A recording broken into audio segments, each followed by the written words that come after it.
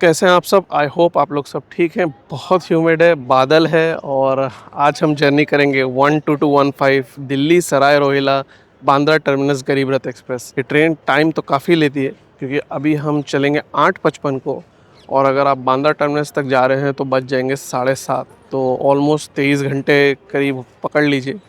Punctuality overall तो मैंने देखा है पास में ठीक रहती है, तो वो फाइंड आउट करेंगे पंक्चुअलिटी कैसी रहती है। नए एलएचबी कोचेस मिले थे इसको मई में, तो मई 2024 में जब इसको नए एलएचबी कोचेस मिले तो मैंने सोचा कि यार दिल्ली से अगर मुंबई जाना है तो इस बार इसको ट्राई करते हैं, क्योंकि इसके जब पुराने कोचेस थे तो मैंने मुंबई से दिल्ली सराय रोहिला की तो जर्नी की। तो चलिए देखते हैं जर्नी एक्सपीरियंस कैसा रहता है, पंक्चुअलिटी कैसे रहती है और साथ ही साथ मैं आपको ये भी बता दूंगा कि फूड ऑप्शंस में आप क्या कर सकते हैं। क्योंकि गरीब रथ एक्सप्रेस है तो साइड पेंट्री रहती है, वो मैं रिकमेंड नहीं करता, लेकिन आप ऑनलाइन फूड कहाँ और कब कैसे ले सकते हैं। यहाँ पे विवेकानंदपुरी का स्टॉप है और उधर पे दिल्ली सराय रोहिला का स्टॉप है। अगर आप मेट्रो से आ रहे हैं तो आपको छोटा वाला रिक्शा भी मिल जाएगा जो आपको यहाँ छोड़ेगा। कंफ्यूज मत होइए अगर आप विवेकानंदपुरी हॉल्ट देख रहे हैं, स्टेशन उस पार है। तो आइए अब मैं अंदर चलता हूँ ब्रिज पे, पीछे ही ब्रिज है मेरे, और चलते हैं अपने प्लेटफॉर्म की तरफ। ज़्यादा टाइम तो नहीं है लेकिन हाँ फिर भी आधे घंटे से ऊपर है टाइम। अगर आप इधर आ रहे हैं तो टाइम ज़रूर बफर में रखिए। मैं मेट्रो से आया था, साउथ दिल्ली से आ रहा हूँ, तो मैं ऑलमोस्ट 2 घंटे पहले निकला हुआ हूँ, करीबन 6 बजे निकल गया था। तो आप समझ सकते हो कि अगर आप साउथ दिल्ली या उस पार ईस्ट दिल्ली आनंद विहार साइड से आ रहे हैं तो टाइम अच्छा खासा लग सकता है। देखते हैं जर्नी एक्सपीरियंस कैसी रहती है 12215 दिल्ली सराय रोहिला बांद्रा टर्मिनस गरीब रथ एक्सप्रेस में। अभी फुट ओवर ब्रिज पे आया हूँ और दिखा रहा है कि 1 नंबर पे लगाई जाएगी, लेकिन अभी लगाई नहीं गई है, अभी भी यार्ड में ही खड़ी है। यहाँ पे जो हवा है वो बहुत अच्छी चल रही है, तो थोड़ा यहीं पे आराम से ठंडे होते हैं। देखते हैं कितने बजे हमारी ट्रेन सबसे पहली बार प्लेटफॉर्म नंबर 1 पे लगाई जाती है। Platform number 1 at the scheduled departure time of 8:55.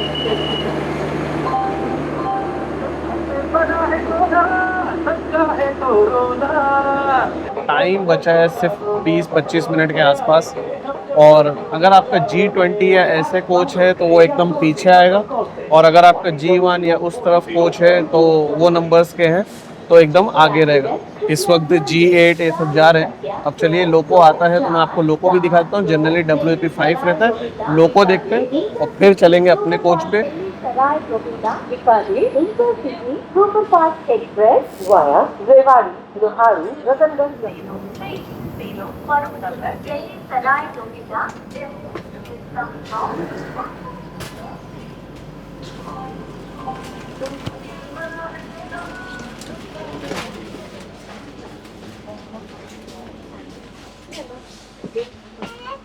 तो आ गए अपनी सीट पे और मैं आपको फटाफट कोच का लेआउट दिखा देता हूँ। और दूसरी बात, मेरी सीट मैंने एक फैमिली है उन्होंने रिक्वेस्ट किया चेंज करने को, सेम ही साइड लोअर है लेकिन G10 में, तो मैं बाद में G10 में चले जाऊँगा जब टिकट चेक हो जाएगा। खैर फिलहाल आपको कोच का लेआउट दिखा देता हूँ, और अगर स्विच होता है कब होता है वो भी मैं आपको बता दूँगा, और देखते हैं फिर उसके बाद डिपार्चर। हमने आप देख लीजिए मिरर है, बेडिंग ऊपर रखी है, चार्जिंग पॉइंट है और चार्जिंग पॉइंट 2 है। लेकिन इंटरेस्टिंग ये है कि रीडिंग लाइट में आप वायर डायरेक्ट डाल सकते हैं। मैं नज़दीक से भी आपको दिखा दूँ, अगर आप देखेंगे तो रीडिंग लाइट में वायर डाल सकते हैं। वैसे ये थोड़ा लग रहा है ख़राब हो गया, लेकिन नीचे भी है वो चीज़। और बॉटल होल्डर इस तरह से रहता है, इसको आप ओपन करिए और यहाँ पर बॉटल रख दीजिए। ये प्लास्टिक का है तो ध्यान रखें, ये टूट सकता है अगर आप इस पर प्रेशर लगा देंगे तो। दूसरी चीज़ वहाँ पे वेंट है, एयर का वेंट है, देख लो आप, वेंट ओपन होता है इस तरह से और अच्छी एयर फ्लो आ जाती है। हर सीट के लिए डेडिकेटेड एयर वेंट है, और ऊपर भी आप देख सकते हो एयर वेंट दिया हुआ है, और ऊपर के भी सीट पे रीडिंग लाइट है और वायर लगा के आप चार्ज कर सकते हो। साइड लोअर में नीचे चार्जिंग पॉइंट है और ऊपर भी रीडिंग लाइट में वायर लगा के कर सकते हो आप। 8:55 और हमारी ट्रेन दिल्ली सराय रोहिला स्टेशन से चल दी, तो अपना सफ़र स्टार्ट हो गया।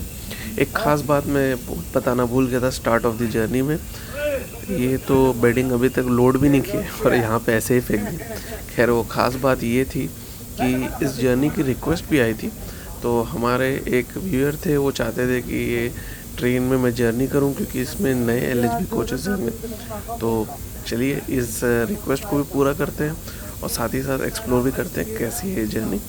और ये दूसरा साइड है यानी कि जो प्लेटफॉर्म साइड है उसके ऑपोजिट साइड पे मैं आपको दिल्ली सराय रोहिला स्टेशन दिखा रहा हूँ।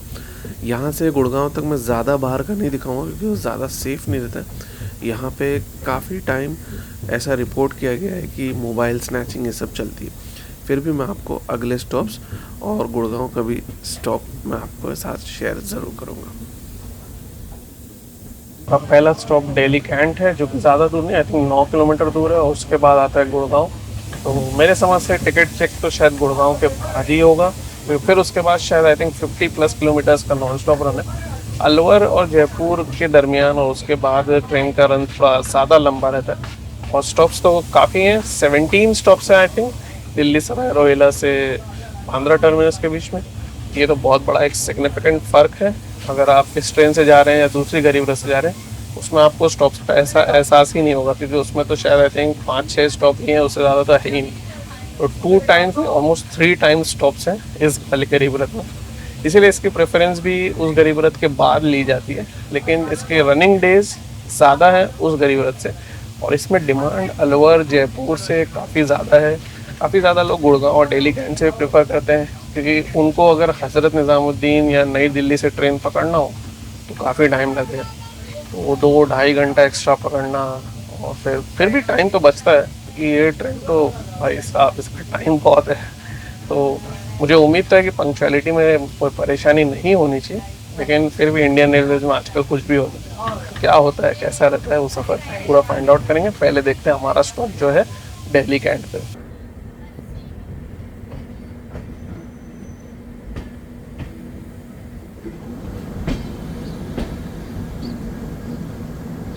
तो अपनी ट्रेन दिल्ली कैंट पहुंची 9:14 पे, और भाई ये गोल्ड के ऐड वाले है ना, चल ही रहे जो भी है।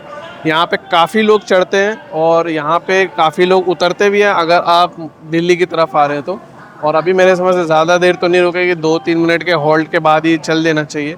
और इसके बाद भी स्टॉप नज़दीक ही है, जो कि गुड़गांव, लेकिन इतना नज़दीक नहीं है, थोड़ा सा बाद में पड़ता है। अभी बीच में पालम का जो सेक्शन पड़ेगा वो मैं आपको दिखाऊंगा। अगर एरोप्लेन और एयरपोर्ट और रनवे कुछ ऐसा दिखा तो वो भी आपके साथ ज़रूर शेयर करूंगा। चलिए देखते हैं यहाँ से गुड़गांव का रन कैसा रहता है, खास तौर से अगर मैं वो पालम का जो हिस्सा है वो कैप्चर कर पाता हूँ कि नहीं प्रॉपरली, क्योंकि झाड़ वाड़ रहते हैं ना तो कभी कभार बहुत दिक्कत हो जाती है। सबसे पहले देखते हैं डिपार्चर यहाँ से। 9:16 और सामने जो ट्रेन है सिरसा एक्सप्रेस, अभी थोड़ी देर में हमारी मुलाकात होगी जयपुर से दिल्ली सराय एक्सप्रेस से।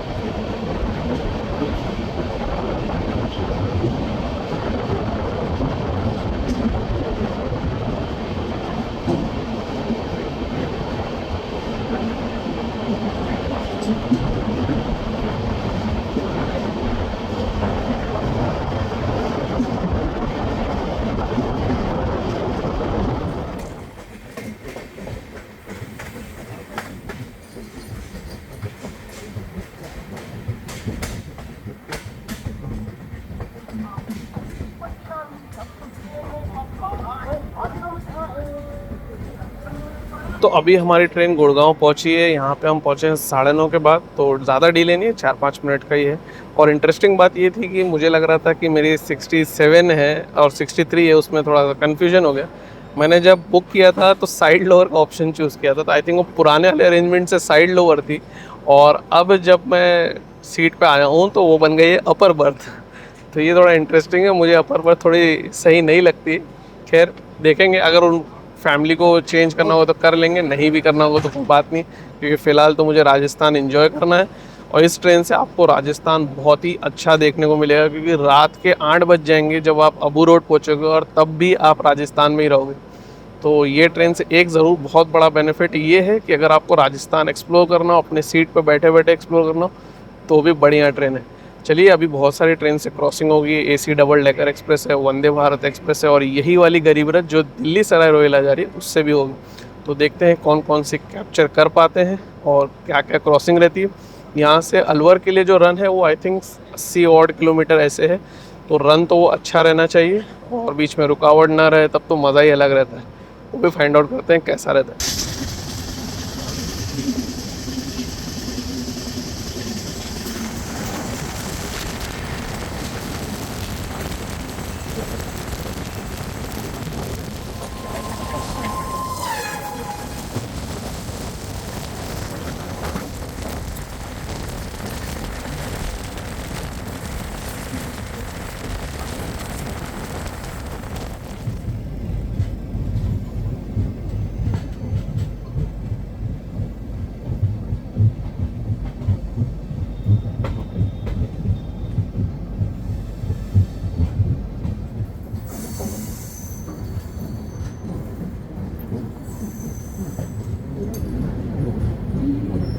तो हम पहुँचे हैं रेवाड़ी 1 मिनट बिफोर टाइम। तो पिछली बार भी जब मैं दिल्ली सराय रोहिला जा रहा था तो मुझे आज भी याद है, भले वो बहुत पहले जर्नी किया था, तब भी ट्रेन बिफोर टाइम यहाँ पे आई थी।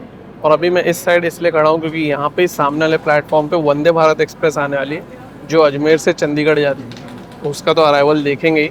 और एक खास बात, यहाँ पे से काफ़ी सारी रेलवे लाइन जाती है, एक भिवानी को जाती है, एक रोहतक को जाती है, तो उस वजह से, और एक लाइन भी है, तो एक मेन लाइन जो हमारी है वो तो है ही है। तो इन सब लाइनों को देखते हुए ये स्टेशन बहुत इंपॉर्टेंट हो जाता है और ये जगह भी काफ़ी इंपॉर्टेंट है। तो चलिए अब देखते हैं कब आती है वंदे भारत और हम अपने स्केड्यूल टाइम पे डिपार्ट करना चाहिए। तो शायद मैंने पहले गलती से कह दिया था कि ये 80 किलोमीटर है गुड़गांव से, लेकिन ये 80 नहीं 50 किलोमीटर है गुड़गांव से, और आई थिंक 80 पड़ जाता है अगर आप दिल्ली सराय रोहिला से पकड़ेंगे तो।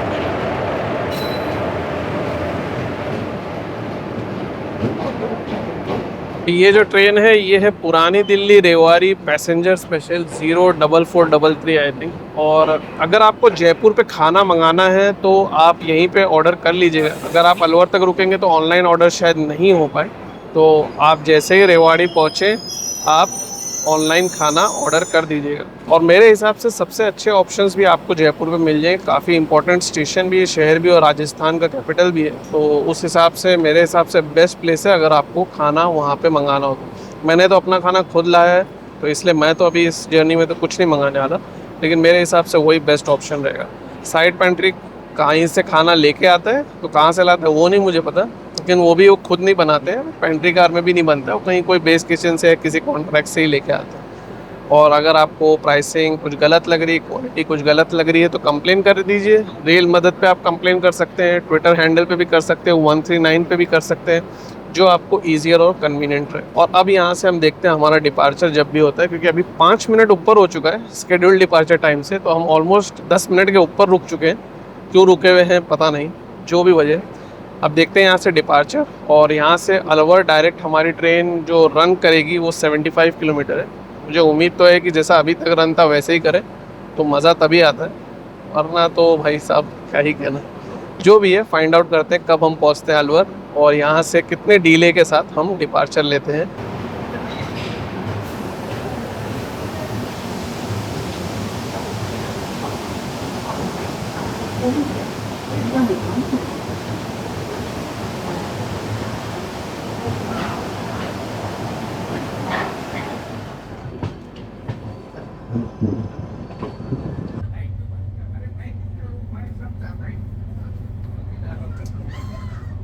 अरे भैया आपको चेंज करना पड़ेगा, जाओ जाओ।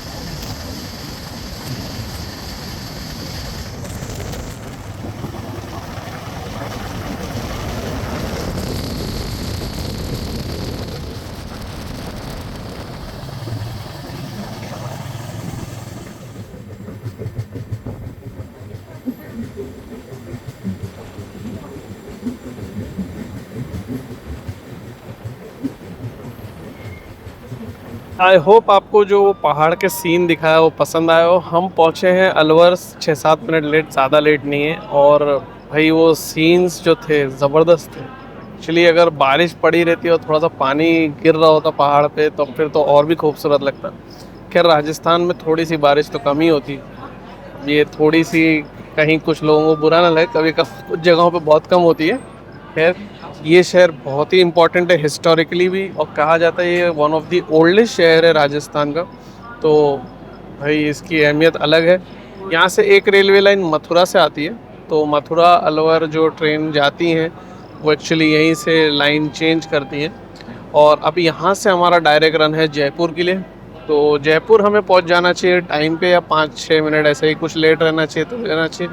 मुझे उम्मीद तो नहीं है कि लेट होगी, लेकिन कुछ कह नहीं सकते क्योंकि बड़ा स्टेशन है, बाहर खड़ा कर दे, कुछ भी होता है। तो चलिए पहले देखते हैं यहाँ से डिपार्चर और फिर देखते हैं आगे का रन और कब पहुँचते हैं हम जयपुर।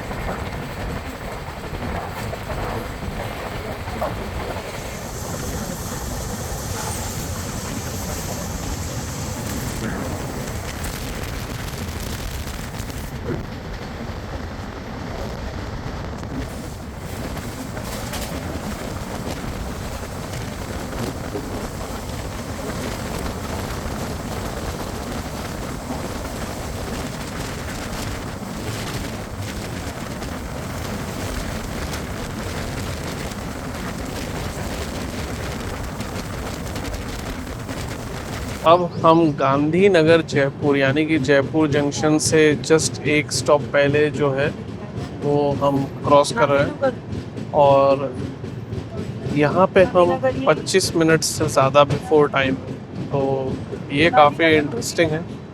तो ये इसकी स्केड्यूलिंग है। तो मेरे हिसाब से अगर स्पीड अप करना चाहें तो डेफिनेटली स्पीड अप कर सकते हैं। इसके आगे भी ट्रेन जो चल रही है वो दिल्ली सराय रोहिला पोरबंदर एक्सप्रेस है। उसका तो जयपुर और अजमेर के बीच में 2 स्टॉप भी है, फिर भी हम उसके बाद ही पहुँचेंगे। और मेरे समझ से हम शायद उसको कभी ओवरटेक करेंगे ही नहीं, ना मुझे ऐसा लगता है। तो ईज़िली चाहे तो 21 घंटे के अंदर ये ट्रेन पूरी दूरी कवर कर सकते। तो अब वो कब होता है नहीं होता है क्या पता। यहाँ पे कुछ प्रोजेक्ट्स चल रहे हैं, किस चीज़ का प्रोजेक्ट है पता नहीं, शायद हो सकता है मेट्रो का हो, कौन सी चीज़ है। चलिए अब आप देखिए जयपुर पे हमारा अराइवल, क्योंकि जयपुर पे तो बहुत सारे लोग चढ़ेंगे। मैं सोच रहा हूँ अब अपनी सीट पे जाऊँगा और खाना वाना खाता हूँ। और ऊपर की सीट है तो ऊपर बैठ के खाने में थोड़ा टाइम भी ज़्यादा लगता है, क्योंकि भाई तो छुप के खाना पड़ता है। तो जो भी है, जयपुर से अजमेर के बीच में खाना वाना खा लेते हैं। और ऑब्वियसली 2 घंटा तो नहीं लगना चाहिए, और 2 घंटे की दूरी भी नहीं है एक्चुअली, लेकिन दिया है रेलवे ने टाइम अच्छा खासा। तो जो भी है, पहले तो देखते हैं जयपुर पे अपना अराइवल, फिर देखते हैं आगे की पंक्चुअलिटी कैसी रहती है।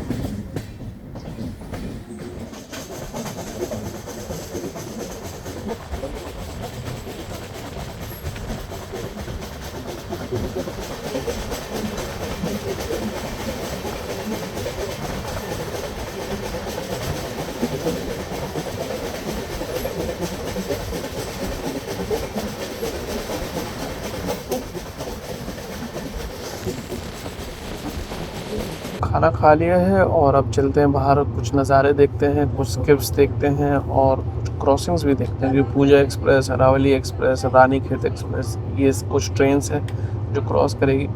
ऑब्वियसली वंदे भारत एक्सप्रेस तो हम देख चुके डिपार्चर के बाद। मैंने डिपार्चर के बाद जब चेक किया स्टेटस, तब मैं सोचा कि यार खाना थोड़ा रुक के ही खाते हैं, फ़िलहाल पहले वंदे भारत देख लेते हैं और फिर खाना खाते हैं। और अच्छा है वो रुक गया, इससे ये तो कम से कम पता चला कि बिफोर टाइम आने के बावजूद भी हम जयपुर पे लेट ही छूटे। चलिए आइए देखते हैं बाहर कुछ नज़ारे। गर्म काफ़ी है लेकिन मज़ेदार। राजस्थान धूप हो छाँव हो मज़ा ही अलग रहता है। आइए राजस्थान एंजॉय करते हैं और देखते हैं कब पहुंचते हैं अजमेर। अगर सब सही रहा तो मुझे लगता है कि अजमेर तो हम बिफोर टाइम ही पहुंचेंगे। फिर भी देखते हैं हमारा अराइवल कितने बजे होता है अजमेर पे।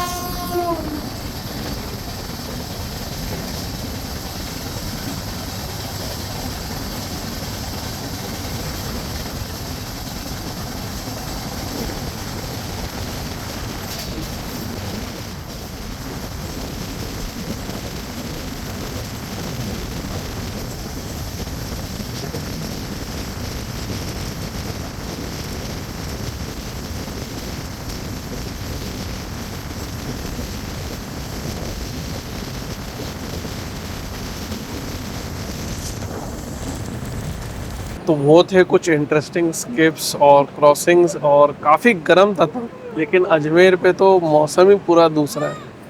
खूब अच्छी बारिश हो रही है, एकदम कूल और प्लेजेंट है और हम लोग आधे घंटे के आसपास बिफोर टाइम है। तो ये दूसरी एक इम्पॉर्टेंट चीज़ है और हम लोग इसीलिए 2 किलोमीटर के आउटर पे अजमेर पे खड़े हैं। तो अब कब अंदर जाते हैं वो तो अपनी जगह है, क्योंकि अभी बिफोर टाइम है तो कभी भी ले सकते हो अंदर, बिफोर टाइम भी ले सकता है, रोक भी सकता है। शायद क्लियरेंस दे दिया, अभी चलने ही वाला है। हाँ चालू हो गए ट्रेन, लेकिन मौसम सॉलिड है यहाँ पे और उधर तो पूरा पानी भर गया है।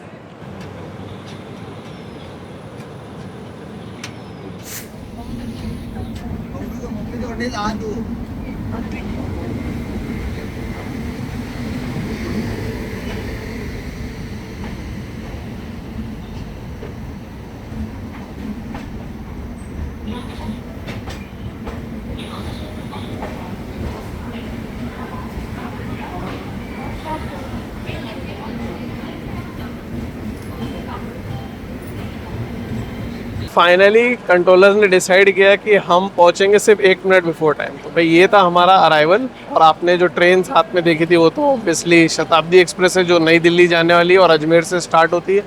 और उसका डिपार्चर टाइम और हमारा departure time I think same है, बस डायरेक्शन दोनों का उल्टा है। कुछ इंटरेस्टिंग मोर के शॉट्स लिया था, जैसे कि आप देख रहे हो।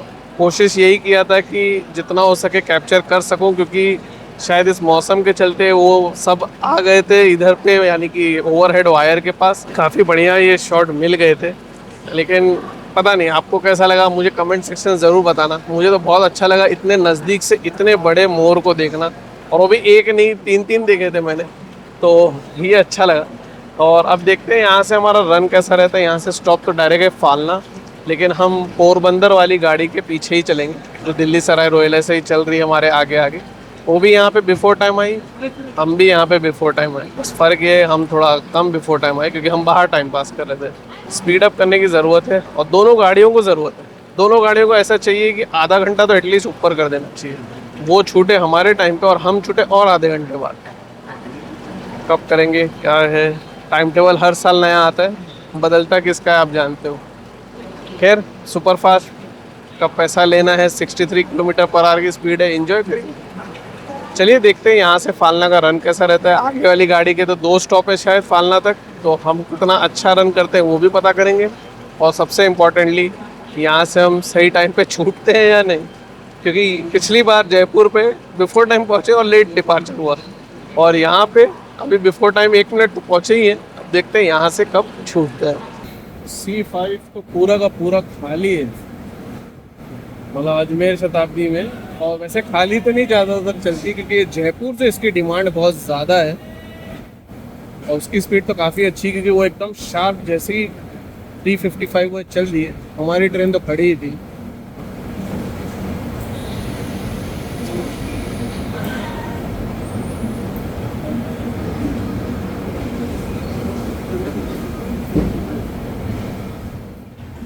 चलिए दूसरा साइड दिखाऊं आपको।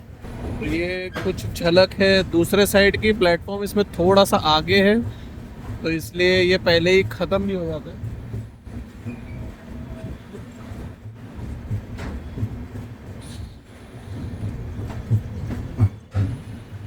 43702 भगत की कोठी का WAG9 और 12582 अबू रोड WDG4।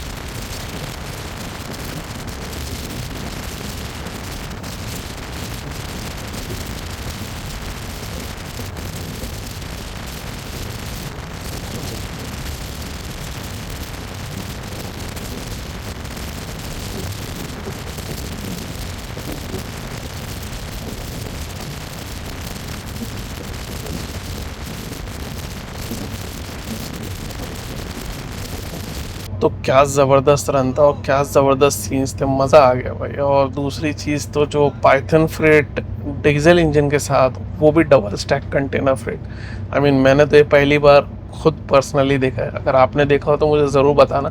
अगर कोई वीडियो देखा हो तो कमेंट्स के थ्रू शेयर भी करना, मैं ज़रूर देखना चाहूँगा। पाइथन फ्रेट यानी कि 2 फ्रेट कनेक्टेड और डबल स्टैक कंटेनर और डीजल लोकोमोटिव, ये तीनों कॉम्बिनेशन एक साथ। मतलब पाइथन फ्रेट देखा है और डबल स्टैक कंटेनर फ्रेट भी देखा है, लेकिन ये तो 2 कंटेनर फ्रेट डबल स्टैक को एक साथ, ज़बरदस्त, मज़ा आ गया। आप मुझे बताना आपको सबसे बेस्ट क्या लगा अभी तक।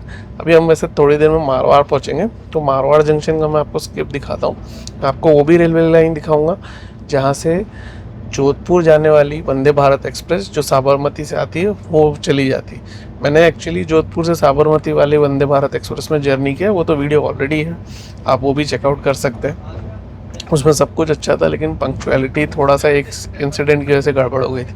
वो वीडियो भी अगर आपको देखना हो तो ज़रूर देखिएगा इस वीडियो के बाद। अभी वो मारवाड़ जंक्शन का स्किप देखते हैं कैसे स्पीड पे कैसा स्किप होता है। साथ ही साथ ये भी देखते हैं कि योगा एक्सप्रेस के साथ हमारी क्रॉसिंग कहाँ होती है, और फिर हम पहुँचेंगे फालना। बस अब मैं चाह रहा हूँ किसी तरह से एक पैरेलल रन हो जाए, यही है 100-110 की स्पीड पे, भले फ्रेट के ही साथ हो, मज़ा आ जाएगा। अभी तक हुआ तो नहीं है, लेकिन अगर होगा तो मज़ा आएगा। अभी तो मैं फिर जा रहा हूँ बाहर, आपको दिखाता हूँ पहले मारवाड़ जंक्शन का स्किप, फिर योगा एक्सप्रेस के साथ क्रॉसिंग, फिर देखते हैं कुछ और इंटरेस्टिंग कैप्चर होता है कि नहीं।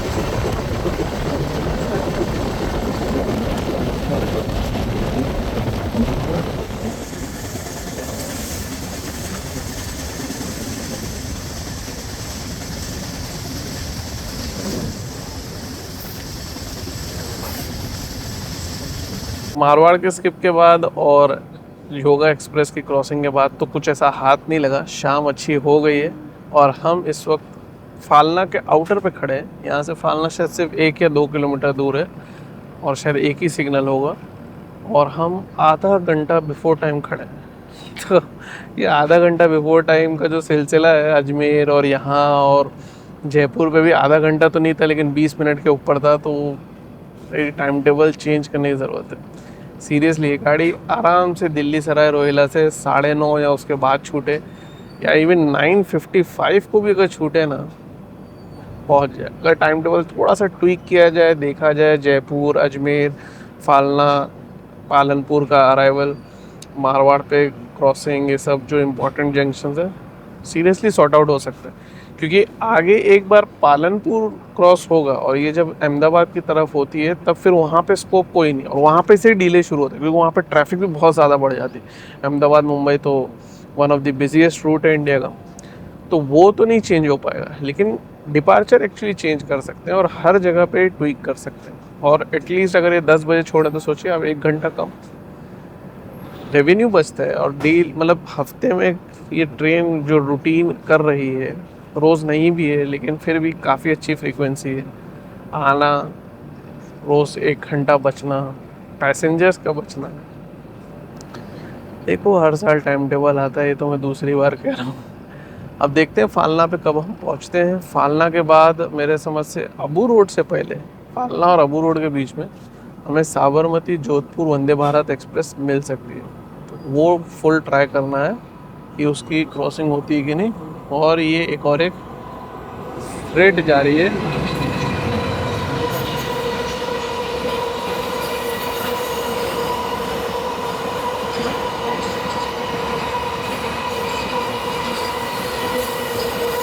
ये डेडिकेटेड फ्रेट कॉरिडोर है और इस पे सिर्फ फ्रेट चलती है।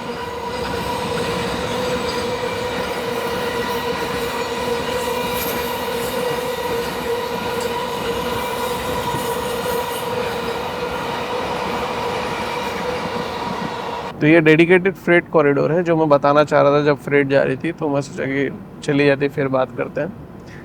और इसके होने की वजह से पैसेंजर ट्रैफिक को और फ्रेट को भी दोनों को एडवांटेज होता है। तो चलिए देखते हैं फालना पे कब होता है अराइवल, और इसका एडवांटेज जो हमारे टाइम का है, ट्रेन के टाइम का है, रिसोर्सेज का है, कब वाकई उठाया जाता है। क्योंकि भाई ऐसे डबल लाइन बनाना मामूली चीज़ नहीं। जब बनाओ और टाइम टेबल ट्वीक ना करो या उसको ऑप्टिमाइज़ ना करो तो फिर तो ये मुझे वही लगता है जैसे वो पुरानी स्टीरियोटाइप चीज़ें हैं, वही पुराना टाइम टेबल घिसते रहो, रिसोर्सेज वेस्ट करते रहो, और जो एडवांटेज उठाने वाली चीज़ें ऐसा थोड़ा ना कि सिर्फ फ्रेट कॉरिडोर हो गया तो पैसेंजर्स ट्रेन को फ़ायदा नहीं हो सकता। मेरा ओपिनियन है, आप मुझे कमेंट सेक्शन ज़रूर बताइएगा। अब मैं आगे तो सोच रहा हूँ इस चीज़ के बारे में नहीं बोलूँगा क्योंकि ये 2-3 बार हो गया और ये थोड़ा डिसअपॉइंटिंग लगता है जब ट्रेन कंसिस्टेंटली बिफोर टाइम चलती रहे और ऐसे रिसोर्सेज वेस्ट होते हैं। पावर लग रहा है, अगर जनरेटर ऑन रहेगा तो जनरेटर का डीजल लग रहा है। अब सोचिए। चलिए देखते हैं फालना पे हमारा अराइवल कब होता है। मुझे लग रहा है वैसे ही होगा जैसे अजमेर के बाहर हुआ था, खड़ा करके रखेंगे और फिर फाइनली जब टाइम होगा तभी अराइव कराएंगे। बिफोर टाइम ज़्यादा नहीं, 2-5 मिनट या हो सकता है, भरोसा नहीं। इंडियन रेलवे से कभी कभार लेट भी कर देती है। नई क्लियरेंस दे दिया है, चेंज ओवर भी दे दिया है, अब चलेगी।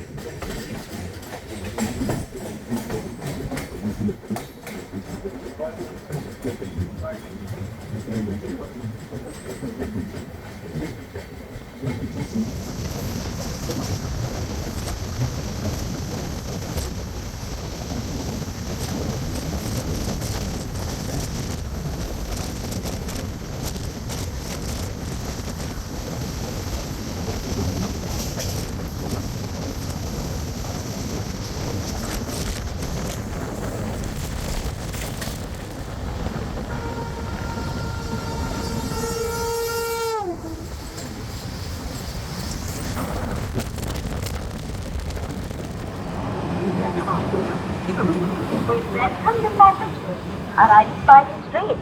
कृपया ध्यान दीजिए, उम्मीद कराइएगा कि उम्मीद कराइएगा तो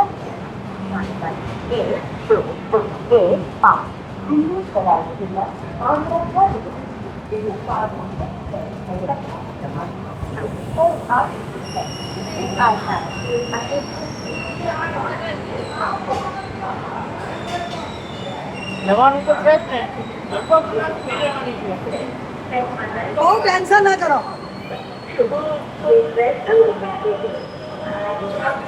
हम पहुंचे हैं Abu road 15 minute before time और यहाँ पे भी हमारा बिफोर टाइम का सिलसिला चलता रहा। खैर मैं यही चाहता हूँ कि सुबह पंक्चुअल रहे। मैं तो वैसे सोच रहा हूँ थोड़ा सो जाऊँ क्योंकि सुबह 4:30 बजे से उठा हूँ और नींद बहुत आ रही है और अब अंधेरा भी हो चुका है, सनसेट भी हो गया है और अब बाहर भी ऐसा कोई दिखाने को है नहीं। और इसके बाद जो स्टॉप भी है वो है पालनपुर, तो अब मैं सोच रहा हूँ थोड़ा खा लेता हूँ। अगर जागता रहा तो आपको पालनपुर ज़रूर दिखा दूँगा, नहीं तो अगर सो गया या आँख लग गई तब फिर मैंने सोचा है सुबह का अलार्म जल्दी रखने का और 5:30 बजे उठ के विरार या उसके बियॉन्ड के जो या उससे पहले भी अगर उठा तो क्या स्पीड है क्या स्किप्स है वो आपको दिखाने को, क्योंकि वहाँ पे सेक्शन बहुत अच्छा रहता है। 130 पे परफॉर्म करती है ट्रेन। पता नहीं इसको परमिटेड है कि नहीं, लेकिन अगर इसको परमिटेड होगा तो फिर तो मज़ा ही आ जाएगा। मुझे उम्मीद तो नहीं है, अभी तक तो कहीं पे भी ये 130 परफॉर्म की नहीं है, 130 का 120 भी नहीं किया। अगर आपको रात का खाना मंगाना है तो आप यहाँ पे मंगा लीजिए, बेस्ट प्लेस है, ऑप्शंस भी हैं और यहाँ पे आप मंगाएंगे तो आप खाना खा के आराम से सो जाइए। सुबह तो ऐसे भी जल्दी उठना ही है। और साथ ही साथ मैं एक बात बता दूं कि अगर आप इस ट्रेन से जा रहे हो तो एक बहुत बड़ा एडवांटेज ये है कि ये 7 बजे से पहले अगर ये टाइम पे रही तो आपको बोरेली ड्रॉप कर देगी। तो आप बोरेली पे उतर के कहीं पे भी आपको जाना है अंधेरी तक तो बहुत ही ईजियर पड़ता है। अंधेरी के बियॉन्ड जाना है तब फिर आप बांद्रा टर्मिनस चले जाइए, वहाँ से आपको ईजियर पड़ेगा। लेकिन अगर अंधेरी तक जाना है तो बोरेली उतरिए और लोकल पकड़ के पहुँच जाइए। मैं ये सुबह करके बताऊँगा। अगर ट्रेन टाइम पे रही तो मैं आपको ज़रूर दिखाऊंगा कि अंधेरी तक कैसे पहुंच सकते हैं आप और कितना रश रहता है और कैसे आप मैनेज कर सकते हो। चलिए अभी मैं थोड़ा खा के आराम करता हूँ। अगर पालनपुर तक जागता रहा तो वो दिखाऊंगा, नहीं तो मिलते हैं सुबह।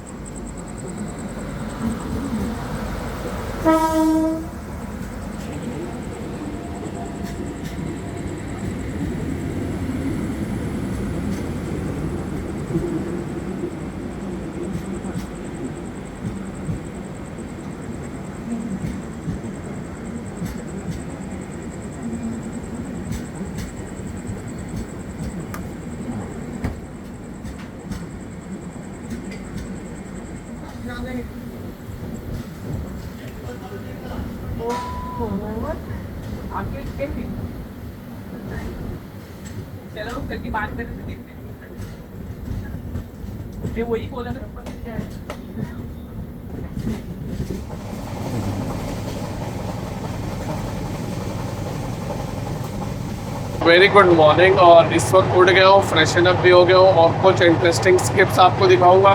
कल पालनपुर के बाद तो सो गया था और पालनपुर पे जैसे आपको मैंने अराइवल और डिपार्चर दिखाया और साथ ही साथ जो हमारी मुलाकात हुई थी अहमदाबाद राजधानी से वो भी आपके साथ शेयर किया था। तो तब भी बिफोर टाइम थी, अभी फ़िलहाल बिफोर टाइम नहीं, अभी एकदम शार्प ऑन टाइम है, उल्टा मार्जिनली लेट है। लेकिन अगर ये जिस तरह से चल रही है, अगर ऐसे ही कंटिन्यूस चलती है तब तो डेफिनेटली बोरेली टाइम पे पहुंच जाएगी। तो अब देखते हैं कब पहुंचते हैं बोरेली, लेकिन उससे पहले कुछ इंटरेस्टिंग स्किप्स आपको दिखाता हूँ और फिर उसके बाद बोरेली पहुंचेंगे और फिर मैं आपको बताऊंगा कि बोरेली पे अगर हम टाइम पे रहते हैं तो आप अंधेरी पे कैसे जा सकें।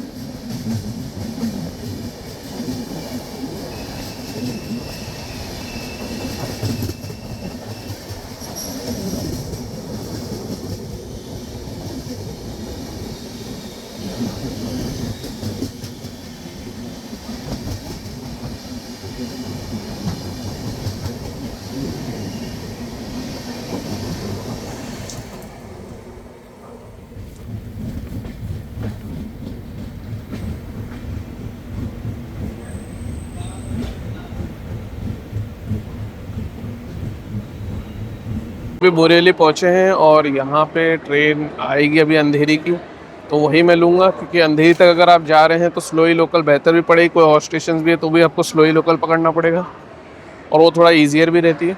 कोई और लोकल ना पकड़ें, स्पेशली अगर आपके पास एक छोटा ही सूटकेस टाइप या बैग हो तो भी, क्योंकि रश बढ़ते चले जाता है और फिर आपको परेशानी हो सकती है। चलिए अब अंधेरी का लगा दिए, 7:03 पे आने वाली हमारी ट्रेन, तो थोड़ा डिलेड अराइवल था।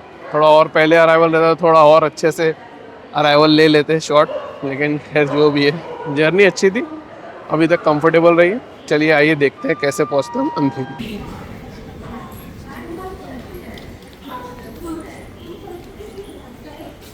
अगर आप अंधेरी तक आ रहे हैं तो आपको इनिशियली थोड़ा सा रश मिलेगा अंधेरी स्लो लोकल में, लेकिन इवेंचुअली कम होते चले जाएगा और फिर वो मेरे समझ से जोगेश्वरी पे तो आपको काफ़ी कम रश मिलेगा। तो ये था मेरा कुछ जर्नी का एक्सपीरियंस और डिटेल्स। अगर आपको पसंद आया वीडियो तो लाइक ज़रूर दबाएं, और हाँ, अगर फिर भी कोई क्वेश्चन हो, सवाल हो या सजेशन हो तो कमेंट सेक्शन ज़रूर बताएं। नए हैं तो सब्सक्राइब करें। देखने के लिए बहुत बहुत धन्यवाद। अपना ख्याल रखें और हमेशा ट्रैवल करें सेफली।